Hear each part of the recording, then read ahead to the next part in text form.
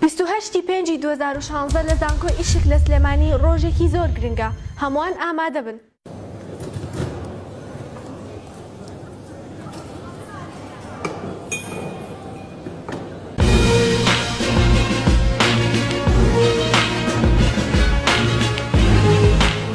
سلااو ئەم کاتتان باش، منتان شەماڵ بە یارمەتی هاوکارانم هەواڵەکانتان پێشکەشەکەین.